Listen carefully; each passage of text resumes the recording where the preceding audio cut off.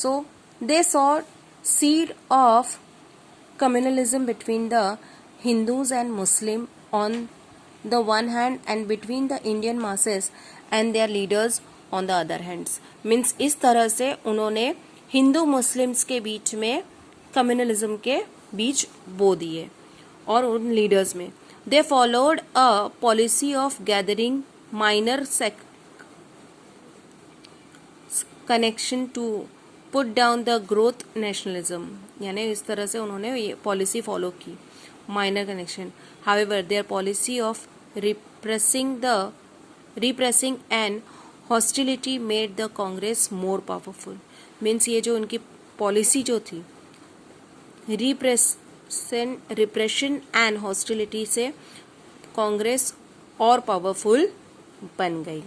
उसके बाद है प्रोमिनेंट अर्ली नेशनलिस्ट लीडर. अभी ये जो जितने भी लीडर्स हैं उनके बारे में हम देखेंगे. तो फर्स्ट है Dadabhai Naoroji. Dadabhai Naoroji popularly known as the Grand Old Man of India. Was born in the Parsi family in Mumbai on the September 4th, 1825. He worked as a professor of mathematics in Elphinstone College at Mumbai for 10 years. यानी Dadabhai Naoroji popularly known as the grand old man of India, और वो born हुए थे एक Parsi family में मुंबई में सितंबर 4 1825 में. और उन्होंने एज अ प्रोफेसर मैथमेटिक्स के प्रोफेसर के तौर पे उन्होंने एल्फिस्टन कॉलेज में 10 साल तक जॉब किया. In 1855 he left the teaching profession and went to England as a partner in the firm. यानी उन्होंने 1855 में अपना जॉब छोड़कर वो अपना टीचिंग प्रोफेशन छोड़कर एक इंग्लैंड चले गए एक फर्म के पार्टनर बनके. In the 1869 he return to Mumbai. He was elected to the Mumbai Municipal Corporation and later to the Town Council. यानी 1869 में वो वापस मुंबई आए और यहाँ आकर वो मुंबई म्यूनिसिपल कॉरपोरेशन में इलेक्ट हुए और बाद में 2 टाउन काउंसिल बने. He founded the Bombay Association. Means उन्होंने बॉम्बे एसोसिएशन बनाया.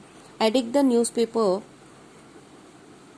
रुस गुफ्तर यानी speaker of truth. He started the magazine drama मार्गदर्शक धर्म मार्गदर्शक ओके. उन्होंने एक मैगजीन भी स्टार्ट की जिसका नाम था Dharma Margdarshak. So he started movement against the vernacular press act and atrocious treatment of the poor peasants by zamindars. Means उन्होंने मूवमेंट स्टार्ट की against the vernacular press act और जो पीजेंट्स को जो जमींदार जो ये करते थे ट्रीटमेंट देते थे उस पर उन्होंने मूवमेंट्स ही. अभी उनका कंट्रीब्यूशन क्या है. The India's unofficial ambassador. During his stay in England Dadabhai was looked upon the Indians unofficial ambassador. Means एक इंडिया के अनऑफिशियल एम्बेसडर थे. Fighting for the cause of his country. Means अपनी कंट्री के लिए वो फाइट करते.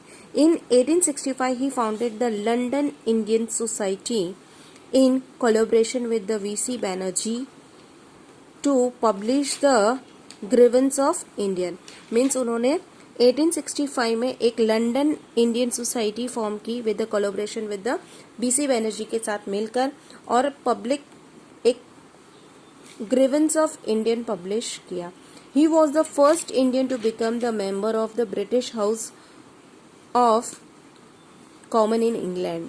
मीन्स इंग्लैंड के British House में मेंबर बने. वो फर्स्ट इंडियन थे जो वहां के वो मेंबर बने. While he was a member of the British Parliament, he brought to the notice of the House important matters related to India. यानी जब वो वहाँ के मेंबर्स थे तो उन्होंने लोगों के इसमें यानी लोगों के ध्यान में लाए कि क्या यानी इंडिया से रिलेटेड जो भी मैटर्स थे इम्पोर्टेंट मैटर्स बोला. He was in the favour of the appointing educated Indians to the high post. Means वो चाहते थे मीन्स वो वो उनके ये फेवर में थे कि जो बड़े बड़े पोस्ट है, हाई पोस्टेस है, वहाँ पे इंडियन एजुकेटेड लोगों को, इंडियंस को ही अपॉइंट किया जाए. It was due to his effort that in 1893 the House of Commons passed as a resolution in favor of holding the ICA examination in England and India simultaneously. Means वो उनकी ही कोशिशों का यानी नतीजा था कि 1893 से बोलता है कि एक common house of common pass a resolution, means house of common ने एक रेजोल्यूशन पास किया जो उन्होंने किया था कि जैसे होल्डिंग यानी आईसीए के एग्जाम्स जो होते थे, आईसीएस के एग्जाम्स जो होते थे, वो साइमल्टेनियसली इंग्लैंड और इंडिया में होने लगे. In 1866 he founded the East Indian association in London. Means 1866 में उन्होंने ईस्ट इंडियन एसोसिएशन फाउंड किया लंदन में, और soon became the popular and its branches were set up in the Kolkata, Mumbai and Chennai. और वो धीरे धीरे वो इतना फेमस हुआ ईस्ट इंडियन एसोसिएशन कि उसके ब्रांचेस भी बने. कहाँ कहाँ? कोलकाता, मुंबई और Chennai. Role of Congress, role in the Congress party में उनका क्या रोल? दादाभाई's role in Congress was praiseworthy. He took an active part in the foundation of the Indian National Congress and was elected in the president thrice. यानी उन्होंने Indian national Congress बनाने में उनका बहुत बड़ा हाथ है, और वो उसके ये भी 3 बार उसके प्रेसिडेंट भी बने इन 1886, 93 एंड 1906 रिप्रेजेंटेटिव, ये 3 साल. 4 resolutions on self-government, boycott, Swadeshi and national education were passed by the Congress under his presidency. ये जो 4 रेजोल्यूशंस थे, सेल्फ गवर्नमेंट, बॉयकॉट, स्वदेशी एंड नेशनल एजुकेशन, ये 4 रेजोल्यूशन उनके ही लीडरशिप में, प्रेसिडेंटशिप में पास हुए. The credit for demanding swaraj for the Congress platform from the Congress platform for the first time goes to him. यानी स्वराज की जो मांग की थी वो फर्स्ट टाइम उन्होंने ही की थी 1906 में. In his presidential address he said that the Congress wanted self government और a swaraj like that of the United Kingdom और द कॉलोनीज. मीन्स उन्हें वैसा ही चाहिए जैसा यूनाइटेड किंगडम में है, वैसा ही स्वराज सेल्फ गवर्नमेंट उन्हें चाहिए, ऐसा उन्होंने कहा. Expose the economic ills of India. क्या उन्होंने लाए, क्या खराबी थी? ऑल द इकोनॉमिक थिंकर्स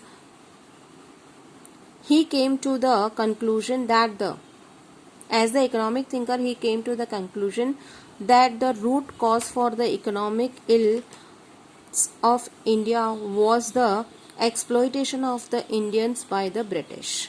यानी उन्होंने देखा कि इंडिया की जो इकोनॉमिक इतनी खराब होते जा रही है उसका एक ही कारण है कि ब्रिटिशर्स जो इंडियंस को एक्सप्लॉइटेट करते हैं, इस वजह से.